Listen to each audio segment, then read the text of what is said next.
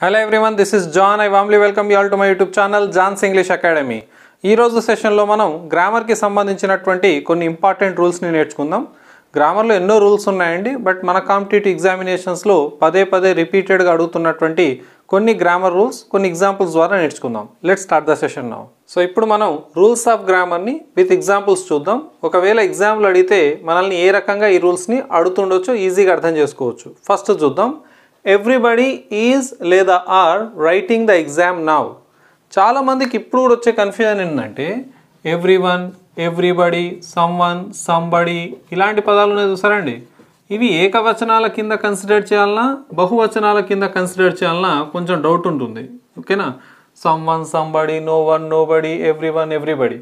చూడండి, పదంలోనే కనబడుతుంది everyone, somebody, someone. సంబడిలో చూడండి ఒకటే ఉంది, ఇక్కడ సమ్ వన్ ఒకలే, ఎవ్రీబడి మన తెలుగులో అందరూ అని అనుకుంటారండి. అందరూ కాదు, ప్రతి ఒక్కరు. సో ఇది ఇంగ్లీష్లో ఏకవచనం. Someone, somebody, no one, nobody, everyone, everybody singulars. So ఇక్కడ ఏకవచనాలకు ఆర్ రాదు, ఈజ్ వస్తుంది. ఇప్పటికీ చాలామందికి ఓ డౌట్ ఉంటుందండి, ఈజ్ ఎక్కడ వాడాలి, ఆర్ ఎక్కడ వాడాలి, వాజ్ ఎక్కడ వాడాలి, వర్ ఎక్కడ వాడాలి, హ్యావ్, హ్యాజ్, డూ కానీ డస్ కానీ వీటన్నిటి మధ్య చాలా కన్ఫ్యూజ్ అవుతూ ఉంటారు. ఒక చిన్న హింట్ ఇస్తాను, గుర్తుపెట్టుకోండి.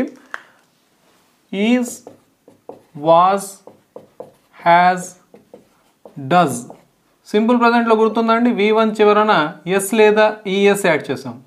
ఇవన్నీ చూడండి ఎస్తో ఎండ్ అవుతున్నాయి. Is, was, has, does, S లేదా ఈఎస్, ఎస్ ఇవన్నీ ఎస్తో ఎండ్ అవుతున్నాయి. ఎస్ అంటే సింగులర్ అని గుర్తుపెట్టుకోండి. ఎస్ అంటే సింగులర్, అంటే ఇవన్నీ ఏకవచనాలకు వాడాలి అని గుర్తుపెట్టుకోండి. ఇది మీకు ఒక హింట్గా ఉపయోగపడుతుందండి. అర్థమైందా? దీని ఏదో నేను రూల్గా నేర్పించట్లేదు, మన వెసులుబాటు కోసం అర్థం చేసుకోవడం కోసం ఈజీగా ఉంటుందని చెప్తున్నాను. అయితే ఒకవేళ మీరు ఎవ్రీబడి కానీ బహువచనం అని అనుకుంటే మీరు ఆర్ పెట్టే ప్రమాదం ఉంది. కానీ ఇంగ్లీష్లో someone, somebody, no one, nobody, everyone, everybody are singulars. So ఇవన్నీ సింగులర్స్ కాబట్టి ఈజ్ని మనం చూస్ చేసుకున్నాం. ఓకే, ఇంకో విషయం అండి, రైటింగ్ స్పెల్లింగ్ ఇంపార్టెంట్. రైటింగ్లో ఒకటే టీ రాయాలి, 2 టీలు రాయడానికి వీల్లేదు. నెక్స్ట్, దీనికి ఈ రూల్కి కొంచెం విరుద్ధంగా మీకు ఇక్కడ రెండో రూల్ యొక్క క్వశ్చన్ ట్యాగ్ రాయాల్సిన అవసరం ఉంది. కానీ ఒక విషయాన్ని అబ్జర్వ్ చేయండి, ఎవ్రీబడి ఈజ్ హ్యాపీ. దీన్ని బట్టి మీకు అర్థమైపోయింది, ఓహో ఎవ్రీబడి వస్తే చూడండి ఈజ్ అనే ఏకవచనాన్ని వాడాం. ఆ రూలే ఇక్కడ పైన నేర్చుకుని ఇక్కడ రాసాం. అయితే ఇక్కడ నుంచి నెక్స్ట్ డెరివేషన్లోకి వెళ్తే, ఇక్కడ నుంచి నెక్స్ట్ క్వశ్చన్ ట్యాగ్ని ఫామ్ చేయాలంటే మరొక చేంజ్ చేయాల్సి వస్తుందండి. ఎప్పటికైనా ఈ పదాలు కొంచెం ట్రికీ అండి, కొంచెం ఇబ్బంది పెట్టే అవకాశం ఉంటుంది. కానీ నేర్చుకుంటే ఏదైనా ఈజీ. చూడండి, ఒకవేళ క్వశ్చన్ ట్యాగ్ రాయవలసి వచ్చినప్పుడు సబ్జెక్టు స్థానంలో someone, somebody, no one, nobody, everyone, everybody కనిపించింది అనుకోండి, ఫస్ట్ దీనికి బదులుగా మీరు దే రాసుకోవాలి. కొన్ని రూల్స్కి ఎక్స్ప్లెనేషన్ లేదండి. ఎందుకు అనే క్వశ్చన్ని మీరు మీలోనే ఉంచాలి. ఓహో దే రాయాలనా సార్? ఓకే, ఉంటే నేను తప్పకుండా మీకు దానికి సంబంధించినటువంటి ఎక్స్ప్లెనేషన్ ఇస్తాను. ఒకవేళ లేదు సార్ ఎవ్రీబడి అంటే ఎంతోమంది తెలియదు కదా అందుకే అక్కడ దే రాసాం, అలా కాదండి.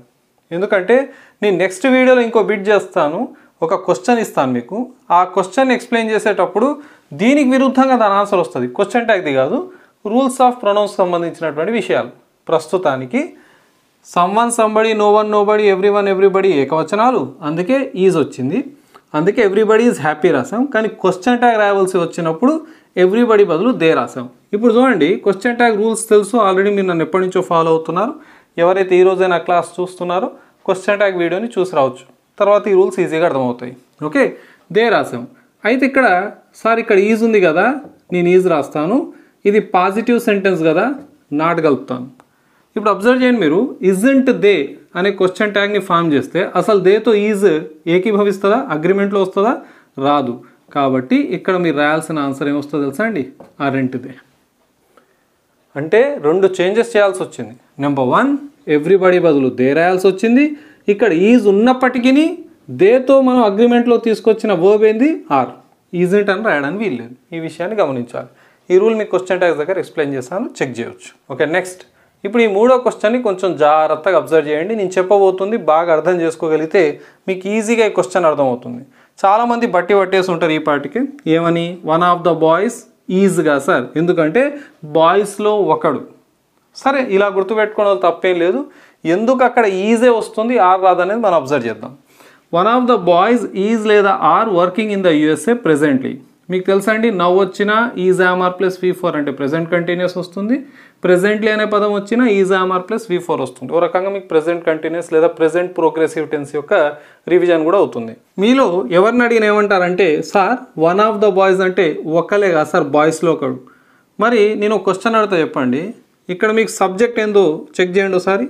One of the boys. నా ఆఫ్లైన్ స్టూడెంట్స్ ఎవరైతే ఉన్నారో వాళ్ళకి తెలుసు సబ్జెక్ట్ ఏందో, అంతేనా? కొంచెం ఆన్లైన్ స్టూడెంట్స్ ఏంటంటే వాళ్ళు ఈ విషయంలో కొద్దిగా ఆలోచిస్తే ఏం చెప్తారంటే, sir one of the boys అనేది మన సబ్జెక్టు, బాయ్స్లో ఒకడు. చూడండి, బాయ్స్లో ఒకడు ఓకే. మీరు ఇక్కడ ముఖ్యంగా అబ్జర్వ్ చేయాల్సింది తెలుసా అండి, ఓఎఫ్ ఆఫ్ అనే ప్రిపోజిషన్ని.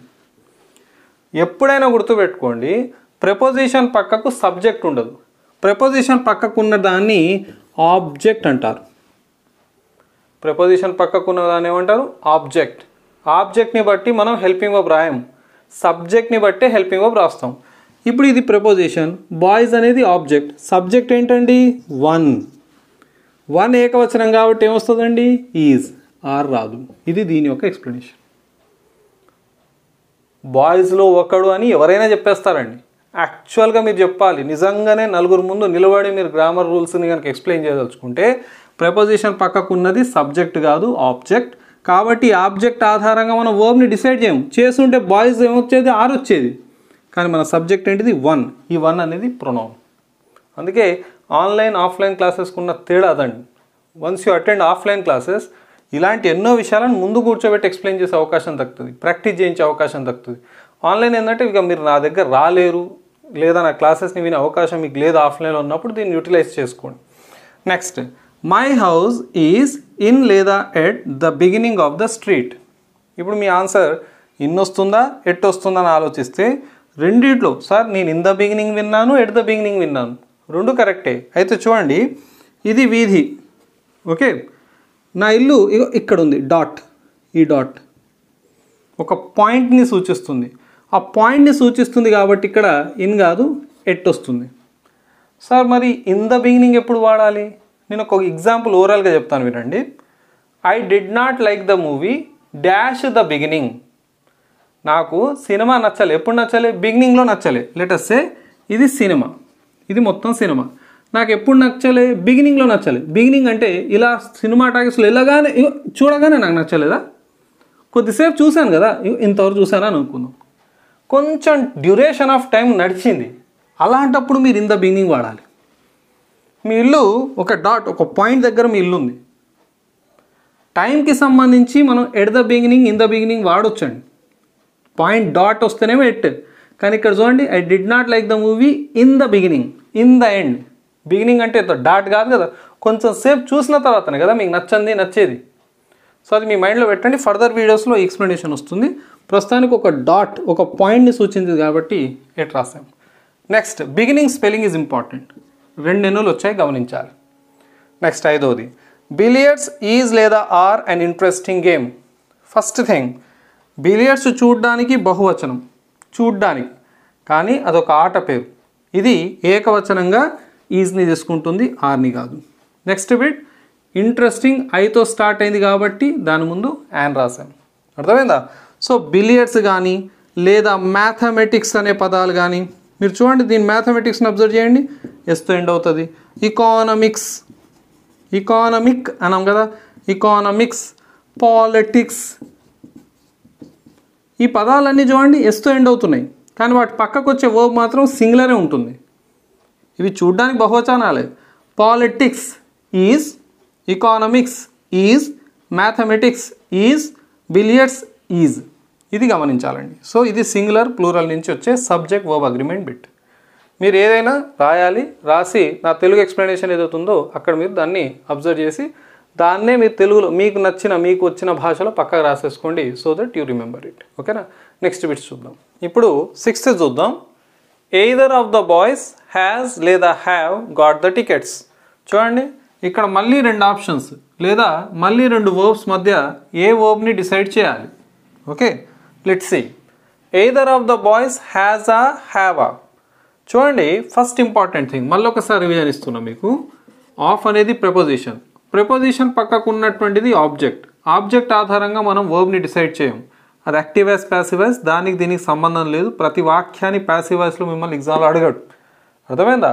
ఏదైనా యాక్టివ్ వాయిస్లోనే ఉంటుంది. అంటే నార్మల్గా సబ్జెక్ట్ పక్కకే వర్బ్ని టెస్ట్ చేస్తాడు. సో దాన్ని మీ మైండ్లో పెట్టకండి. సో ప్రిపోజిషన్ పక్కకు ఉన్నది ఆబ్జెక్ట్. ఆబ్జెక్ట్ ఆధారంగా ఇక్కడ వర్బ్ని రాయొద్దు, సబ్జెక్ట్ ఆధారంగా రాయాలి. సబ్జెక్ట్ ఏంటిది? Either. This is your subject. ఇంకో విషయం ఏంటిది? సబ్జెక్ట్ ప్లేస్లో వచ్చేది ఏంటిదండి? వస్తే నౌన్ అన్న రావాలి లేదా ప్రొనౌన్ అన్న రావాలి. ఈ ఎయిదర్ ఏంటి సార్ అని అంటే ప్రొనౌన్ అండి.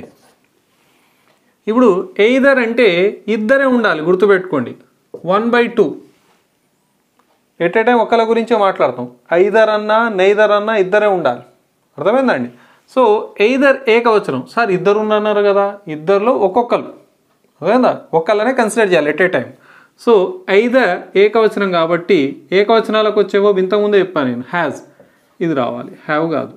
టెన్సెస్ దగ్గర ఇవన్నీ నేర్చుకుని ఉన్నారు. హ్యావ్ దేనికి వస్తుంది, హ్యాస్ దేనికి రాయాలి, ఇవన్నీ మనం డిస్కస్ చేసాం. So either of the boys has got the tickets. Either అనేటటువంటిది మీ ప్రొనౌన్. అర్థమైందా? అదేవిధంగా ఇద్దరే ఉండాలి, గుర్తుపెట్టుకోండి. ఐదర్ అంటే సార్ ఇద్దరు ఉంటేనేమో ఐదర్ వాడమన్నారు, ఇద్దరు కంటే ఎక్కువ మంది ఉంటే ఏం వాడమంటారు sir? One of the boys అని పెట్టండి. వన్ ఆఫ్ ద బాయ్స్ అంటే 1/many, చాలా మందిలో ఒకరు. సార్ ఇద్దరు ఉంటే ఏం వాడాలి? ఐదర్. అర్థమైందా? నెక్స్ట్ చూడండి. Neither of the boys is లేదా are not present. Same to same. Neither పక్కకేముంది? ఆఫ్. ప్రిపోజిషన్. ప్రిపోజిషన్ పక్కకు ఉన్నది ఆబ్జెక్ట్. దీన్ని చూసుకుంటే మీరు మోసపోతారు, ఎందుకంటే ఆర్ పెట్టే అవకాశం ఉంది. కానీ ఆబ్జెక్ట్ ఆధారంగా మనం పక్కకున్న వర్బ్ని రాయం కదండి, సబ్జెక్ట్ ఆధారంగా రాస్తాం. సబ్జెక్ట్ ప్లేస్లో ఏముందండి? నెయిదర్. అర్థమైందా? మరి సబ్జెక్ట్ ప్లేస్లో ఏముంటే ఏం చెప్పాను? ఉంటే నౌన్ అన్నా ఉండాలి లేదా ప్రొనౌన్ అన్నా ఉండాలి.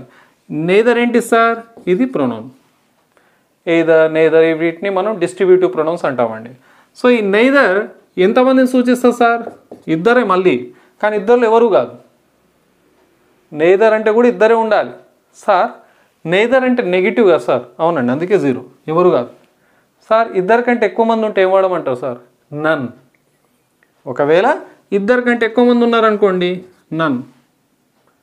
సార్ దీన్ని నెయిదర్ ఆఫ్ ద 3 బాయ్స్ అన్నాను అనుకోండి సార్, అప్పుడు ఇది తప్పు అవుద్దా? ముమ్మాటికి తప్పు అవుతుంది.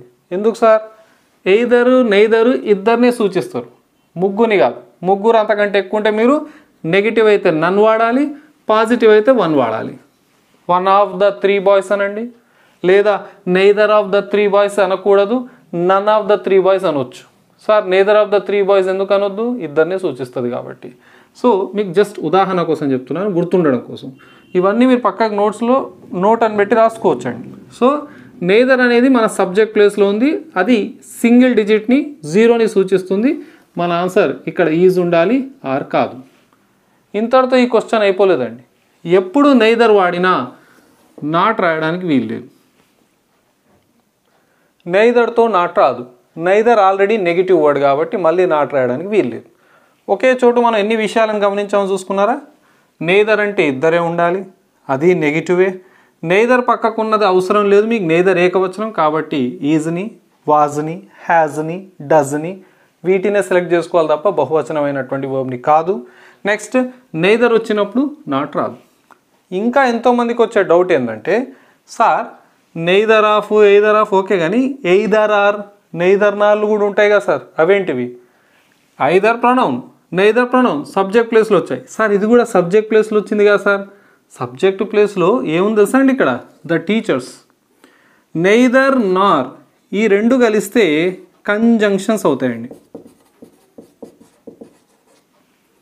నెయిదర్ నార్ కంజంక్షన్. ఇక్కడ చూడండి, నెయిదర్ పక్కకు నార్ ఉంది ఎక్కడన్నా? లేదు. ఎయిదర్ పక్క కార్ ఉంది ఎక్కడన్నా? లేదు. ఐదర్ ఆర్ నెయిదర్ నార్లు conjunctions. Only either, only neither ఇలా మనకు సబ్జెక్ట్ ప్లేస్లో వచ్చాయి కాబట్టి ఈ రెండు ప్రొనౌన్స్ అవుతాయి.